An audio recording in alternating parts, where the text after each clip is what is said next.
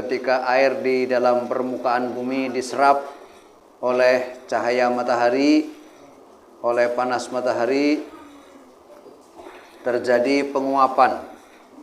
Uapnya naik ke atas, ke langit, dan ketika awan itu sudah sampai pada jumlah tertentu, bobot tertentu, kelembaban tertentu, pada suhu tertentu, maka awan itu mengikuti sunatullah, wayahna lungsur heula ka bumi. Jadi air di permukaan bumi diserap oleh panas matahari jadi uap, uapnya mengembun di awan.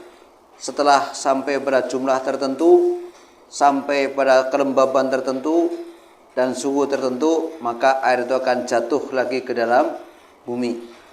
Nah, itulah hujan, sunatullah. Salawat dan salam tidak lupa kita sampaikan kepada junjungan alam Nabi besar Muhammad sallallahu alaihi wasallam, para keluarganya, para sahabatnya, dan kita selaku umatnya. Mudah-mudahan di yaumil akhir nanti kita mendapatkan syafaatnya. Para hadirin kaum muslimin, jamaah yang dimuliakan Allah Subhanahu wa taala, malam ini kita kembali berkumpul dalam kajian tafsir Al-Qur'an setelah malam Ahad kemarin kita break. Para hadirin rahimakumullah, di dalam Al-Qur'an yang namanya tijaroh itu ada dua macam. Namanya perniagaan atau perdagangan, atau bahasa Al-Qur'annya tijaroh, itu ada dua macam. Ya. Aktivitasnya namanya tijaroh, perdagangan. Para saudagarnya yang berdagang itu namanya para tujar. Ya ma'sarat tujar, wahai para tujar, dipanggil itu sama Nabi. Ya. Ada itu para tujar. Para tujar itu para saudagar namanya. Atau kalau saudagarnya sudah sangat kaya, kita sering mendengar istilah tajir. Ada para tajir. Itu kemarin ada jamaah haji Indonesia perempuan baru pulang dari sana, dia pamer emas yang dia beli di sana, langsung dipanggil bea cukai dia. Coba kalungnya wah, langsung dipanggil bea cukai gitu ya. Karena apa? Ya, bea cukai tahu ini berarti apa? Ada namanya perdagangan luar negeri, karena dia belinya di luar negeri. Maka masuk ke Indonesia harus ada beanya. Makanya diinter sama bea cukai itu dipanggil gitu. Kalau tidak kemudian dianggap selundupan. Nah, kalau selundupan bisa diambil semua tuh. Tijaroh ini ada dua macam. Ada tijaroh yang halal, ada tijaroh yang haram. Yang halal dalam Al-Quran dikatakan al-bay'u.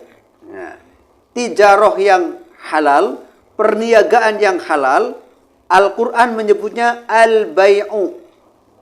Ada lagi perniagaan yang haram. Oleh Allah disebut ar-riba. Ar-riba itu perniagaan yang haram. Yang halal namanya al-bay'u, yang haram namanya ar-riba. Ini dua-duanya masuk kategori perniagaan. Ada transaksi, ya, ada transaksi. Sekarang kita lihat, selain kata al-bay'u dalam Al-Quran, perniagaan itu disebut dengan istilah tijaroh. Ya. Kalau al-bay'u itu suratnya ada kata-kata al-bay'u, ada ishtara'u sama tuh ya. Ada kata al-bay'u atau ishtara'u. Ya. Al-bay'u ada dalam surat Al-Baqarah ayat 275. Wa ahallallahul bai'a. Tuh kata-katanya al-bai'a. Ya. Wa ahallallahul bai'a wa harramar riba.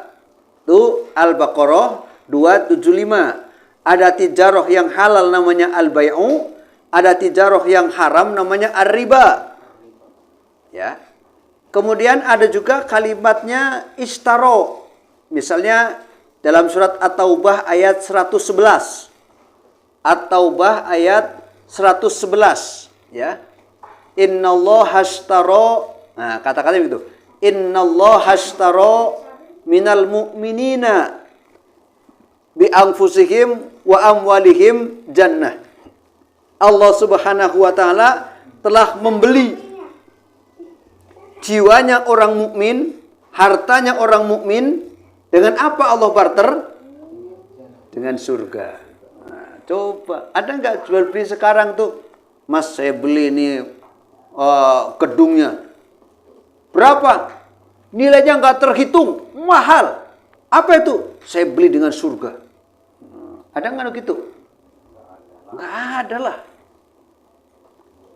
Karena transaksinya antara manusia dengan manusia. Tapi ketika kita transaksinya dengan Allah Subhanahu wa taala, Allah akan memberikan kepada kita, membarternya dengan surga. Siapa itu? Orang mukmin. Innallaha ashtara, sesungguhnya Allah membeli orang-orang mukmin, jiwa dan mereka dengan surga. Jadi kalau kita sekarang mukmin, punya jiwa dan harta, ya, jiwa harta kita akan dibeli oleh Allah Subhanahu wa taala dengan surga. Cuma karena surganya can kabayang, masih dalam angan-angan, belum kelihatan seperti kita hidup di dunia saat ini, maka wajar tidak banyak orang yang merindukan surga. Sama dengan neraka jahanam.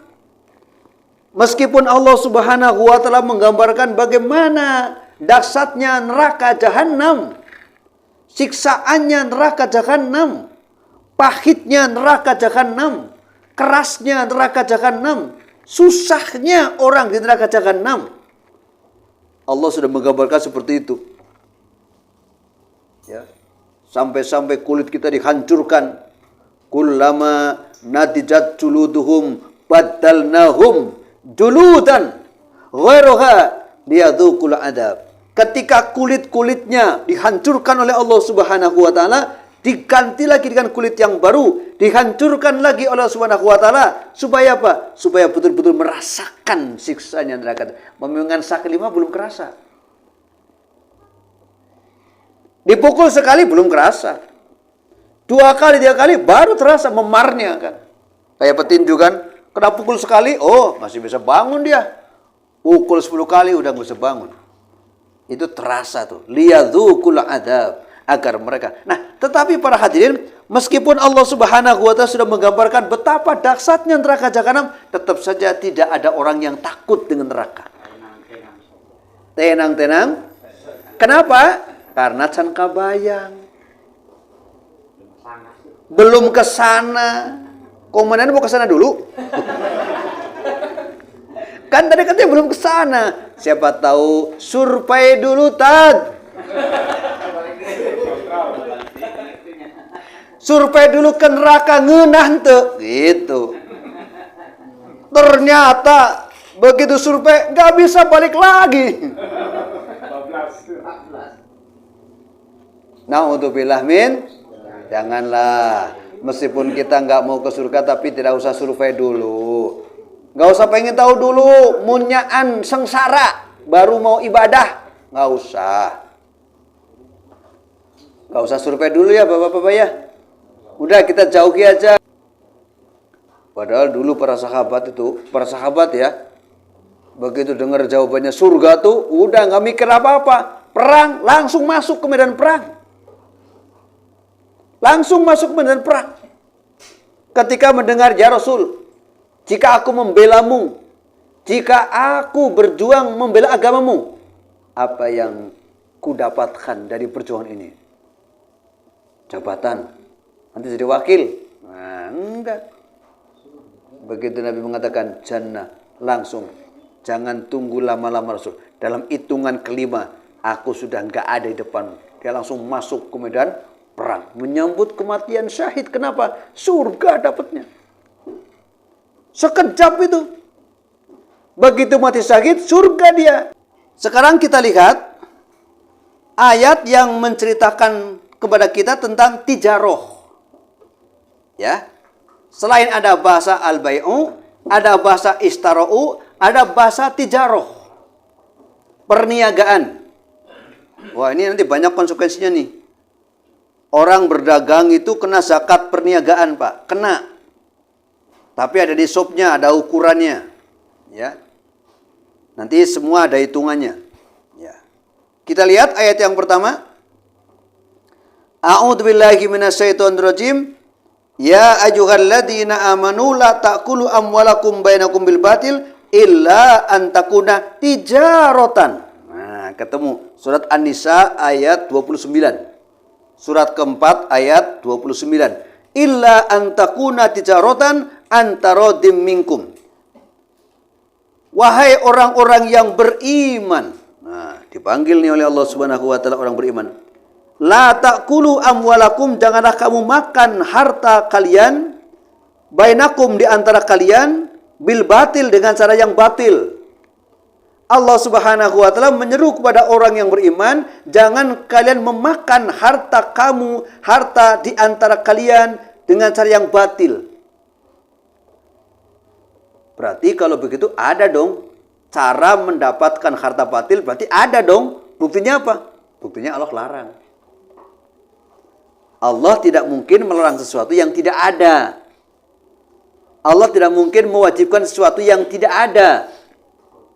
Ya. Ketika Allah Subhanahu wa taala mewajibkan kita sholat, berarti apa? Ada kewajibannya sholat. Ketika Allah Subhanahu wa taala melarang kita untuk makan cara yang batil, berarti ada transaksi yang batil yang kita tidak boleh melakukannya. Illa antakuna tijaran, kecuali itu semua terjadi dalam bentuk tijarotan, perniagaan. Antara minkum, di mana tijaroh yang kalian lakukan itu didasari oleh ridho, saling ridho di antara orang yang bertransaksi. Ridho. Tidak ada paksaan dalam jual beli. Pokoknya mun dibeli, awas. Nah, kalau ente nggak meser barang saya, awas. Nggak bisa. Ya bener. Ya, soal untung kita ngambil berapa tuh, kita punya teknik sendiri. Nah, silakan para pedagang mengambil untung sewajarnya. Nah, tetapi Rasulullah juga mewanti-wanti kepada kita, jangan menaikkan harga jatuh di bawah harga pasar atau kemudian sangat tinggi di atas harga pasar. Itu namanya tadlis. Tujuannya mengambil keuntungan tapi tidak wajar. Ya, ada istilahnya. Ya. Nah, maaf. Khoban fakhis, ya. Khoban fakhis. Yaitu apa? Khoban fakhis itu menjual atau membeli dengan harga lebih tinggi atau lebih rendah dari harga pasar. Nggak wajar. Meskipun ada yang berani beli. Ya. Tapi kalau tes suku daliaran memang tidak ada di pasar, tidak. Kalau 75 justru yang khoban fakhis yang 75 itu. Karena akan merusak harga susu gulai yang 3,5 juta itu. Namanya khoban fakhis. Nah, khoban fakhis itu dalam Islam diharamkan karena apa? Akan merusak harga pasar, merusak pasar. Nah, jadi silakan para pedagang, para saudagar, para tujar, ya, Allah membolehkan kepada kita untuk transaksi jual beli, tetapi silakan dihindari hal-hal yang bisa merusak aktivitas perniagaan kita. Kata Nabi, orang yang berdusta seperti ini, orang yang di akhirat tidak akan disapa oleh Allah Subhanahu wa taala. Salah satun, kata Rasul, salah satun 3, la yukallimuhumullahu yaumal qiyamah, orang yang enggak akan diposting, dicapa oleh Allah Subhanahu wa taala hari kiamat tadi, tidak akan disucikan dan mereka dapat neraka. Itu syaratnya apa? Pedagang yang berbohong. Aset yang sudah kita miliki dari perniagaan kita mencapai nilai 85 gram emas, maka kita keluarkan 2,5% dalam setahun. Hitung aja asetnya. 85 gram emas kalau sekarang 1 juta, berarti punya asetnya sudah senilai 85 juta. Ya, kalau baru 850.000, acan jauh kene. Berarti walaupun setahun juga itu belum semua. Ya belum. Umurnya nyampe, nilainya tidak nyampe. Nilainya nyampe, umurnya belum nyampe, tetap belum dikenai wajib. Wajib itu ketika apa? Umurnya sampai, nilainya sampai, baru kena wajib. Nah, asetnya dari barang yang stok, tapi dikurangi utang dulu ya. 85 juta, tapi utangnya 80 juta. Ah, terangkan 5 juta dia punya. Maka 5 juta itu belum masuk nisab. Jadi 85 juta itu belum kalau sudah dikurangi utang. Kalau tadi 85 juta itu utang 50 juta, ya jangan 35 juta. 35 juta belum masuk kategori nisab gitu. Jadi full, betul-betul murni milik kita. Kalau utang berarti ada milik orang lainnya kan? Nah, jadi makanya tadi kayak saya misalnya barangnya emang udah sampai sih 200 juta. Omsetnya apa? Utang saya 150 juta. Ya udah jangan dulu zakat. Maka apa? Yang wajib utangnya dulu dibayar baru mikirin zakat. Jangan begini, bos. Saya mau zakat dulu ya, utangnya enggak. Kata si bos, ente ngaji di mana tuh? Utang tuh wajib dibayar. Setelah dibayar masih ada nisabnya, masih mencapai 25 juta, baru kok bayar utang. Ngaji itu yang bener. Kalau si bosnya tahu. Kalau si bosnya nggak tahu, ya mas tenang lah. Ya sama-sama bodohnya itu mah. Yang dihitung itu aset ya? Aset. Bukan modal, penghasilan tiap hari bukan ya? Gimana? Ya namanya aset itu kan penghasilan tiap hari juga. Maksudnya aset yang terkait dengan perdagangan itu. Kalau sekarang kita punya mobil, tapi mobilnya tidak masuk dalam aset perdagangan, ya jangan dimasukkan. Tapi kalau mobilnya masuk dalam aset perdagangan itu, misalkan toko bangunan, dia masukin mobilnya kan? Kenapa? Untuk ngangkut, ngirim para pelanggan pakai. Nah, mobil itu masuk dalam aset dagang dia, masukin mobil 50 juta, mobil bak misalkan ya, masukkan. Tapi kalau mobil pribadi dia yang dia pakai untuk nganter anak segala macam, bukan, tidak usah dimasukkan. Rumah misalnya, gudangnya dihitung tuh nilai gudang masuk. Rumah pribadinya jangan. Ya, tanah yang dipakai untuk usaha, misalnya untuk nyimpen stok. Nah, tanah yang tidak ya tidak dimasukkan. Jadi pasti pedagang tahulah mana barang dia yang masuk aset perniagaan dan mana yang tidak masuk aset perniagaan. Itu dipilah-pilah. Ya. Karena zakat perniagaan itu harus terjadi pada barang-barang yang masuk dalam aset perniagaan. Kalau emas dan peraknya, ya itu nanti zakatnya emas, zakat kekayaan itu nantinya. Zakat emas dan perak secara terpisah. Aset yang dihitung ya. Kemudian setahun. Ya. Sudah pengen kita itu zakat tapi nggak sampai-sampai. Ya Allah berikan jalan yang lain. Apa? Sedekah.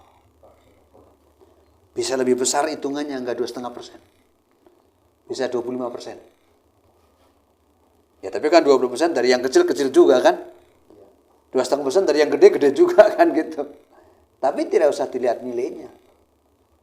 Allah Maha tahu. Ini orang hatinya sudah sangat rindu dengan sedekah. Meskipun kecil, Allah suka. Ada orang kaya ini kok nggak pengen sedekah. Nggak pengen zakat. Allah tahu. Padahal dia kekayaannya melimpah. Tapi nggak mau, belum ada keinginan, tidak ada kerinduan untuk sedekah. Awas kata Allah.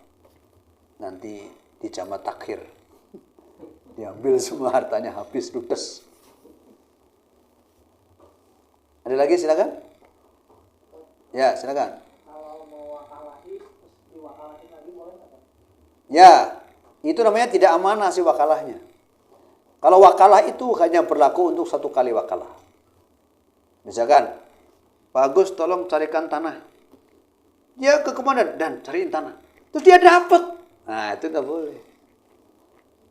Karena namanya samsaroh ala samsarotain. Memaklarkan lagi ke orang lain. Itu tidak boleh. Maklar itu kan wakalah namanya. Mewakilkan. Nah, itu tidak boleh wakalah di atas wakalah. Karena nanti kalau wakalah, ini orang yang cuma ngomong aja cari, dapat semuanya. Apa kerjaannya? Itu mana kita juga bisa. Nah, jadi tidak boleh samsaroh ala samsarotain. Tidak boleh. Jadi kalau yang namanya komisi juga tidak boleh. Kalau dapat komisi, saya cuma bilang, panggil lagi dari tanah. Bilang ke saya tuh, ya udah, saya juga. Semua dapat tuh. Sampai ke pembelinya atau sampai ke penjualnya udah hilang separuh tuh. Kenapa? Diambil samsaroh, samsir yang satu, samsir satu, samsirnya 5. Habislah untuk samsirnya saja, untuk maklarnya saja. Makanya Pak, Islam melarang maklar bertingkat. Multi level maklar haram hukumnya. Cukup maklar itu 1 orang. Ya sudah, kan yang diwakilkan Anda harus dapat. Ya udah, nggak usah nyari yang lain. Nah sekarang tuh banyak begitu, terutama dalam hal tanah. Misalkan ada proyek ini di pemerintah nih. Dengar saya pura-pura saya bukan maklar. Mandi, jadi tanah lah. Jangan uang kewe lah. Ayo proyek. Sudah maklar kedua tuh. Pandinya juga sama. Ke kampung yang tanahnya mau diincer, ketemu Pak Maman misalnya. Maman, ada tanah enggak? Udah tuh, maklar ketiga tuh. Pamannya nggak mau lagi. Pak RT. Pak RT-nya nggak mau tahu lagi, dia cari ke pemilik tanahnya. Bener itu. Misalkan harga tanahnya apa? Dibeli 500 juta. Yang sampai ke pemilik tanahnya cuma 300 juta. 200-nya habis itu diambil para calo-calo seperti itu. Jadi sampai sekarang begitu. Banyak orang yang kekayaan miliaran dari jual tanah kayak begitu. Calo-calo melulu dia. Dia nggak punya tanah, bukan pembeli, tapi dapat keuntungan. Ya, lebih besar daripada yang punya tanah yang menjualnya itu. Ya, yang jual tanah kan sekali karena tanahnya habis, si maklarnya kan harus berkali-kali kan. Sampai, bahasanya mafia. Ya, tuh daerah-daerah seperti ya pokoknya Panjalil Mulon lah ke sana tuh. Yang nyari tuh nggak kira-kira Pak, orang Jerman datang ke sini mau nyari tanah sekitar Cisambeng. Orang Jerman ke sini nyari tanahnya. Wah, kesempatan tuh buat RW, RT dan segala macam. Wah, proyek nih. Makanya suka dipaksa-paksa yang jual. Bu, jual aja Bu, jual. Ya kan nyari. Orang tadi yang gak niat jual gitu ya. Tapi si maklarnya kan bergerak nih. Calonnya bergerak nih. Akhirnya apa? Terjual juga. Ternyata baru ini terjual. Hanya lewat sebulan. Harga tanah udah melambung tinggi. Nyeselnya kayak apa? Ada saya punya kasus teman begitu. Untungnya saya baru jual separuh katanya. Kemarin saya jual 3 bulan itu masih 2 juta.